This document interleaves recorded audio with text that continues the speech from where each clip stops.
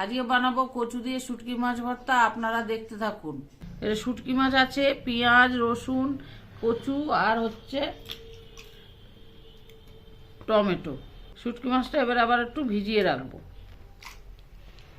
এবার এটা কচুটাকে একটু ঘষে নিচ্ছি, নালে কচুটা গলাও ধরতে পারে। ঘষে নিয়ে মিক্সিতে পেস্ট করে তারপরে রান্না হবে।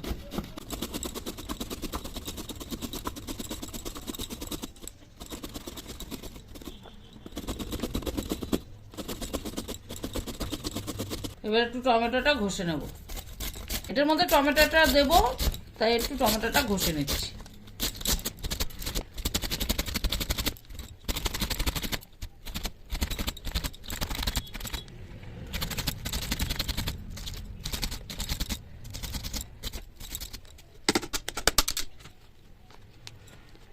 এবার সব রেডি হয়ে গেছে, এবার মিক্সিতে পেস্ট করব।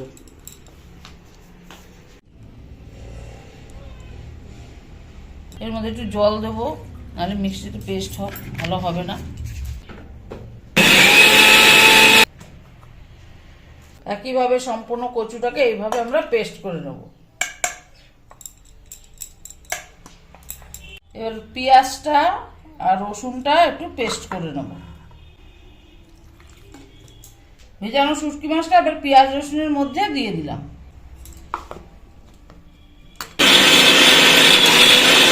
পেঁয়াজ, রসুন আর শুটকি মাছ একসঙ্গে মিক্সিতে পেস্ট করা হয়ে গেছে। টমেটোটা কচুর মধ্যে দিয়ে দিলাম।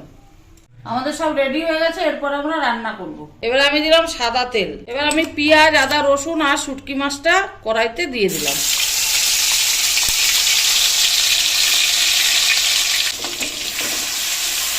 এবার একটু নাড়িয়ে এটা তারপরে এবার দিয়ে দেব কচু আর টমেটো বাটা।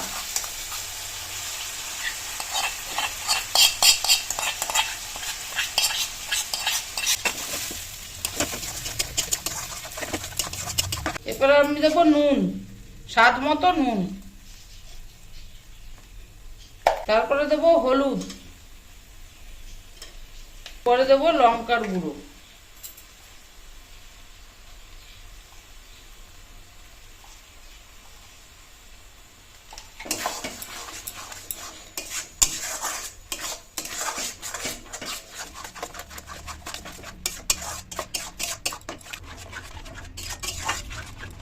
একটু দিলাম চিনি স্বাদ আসার জন্য।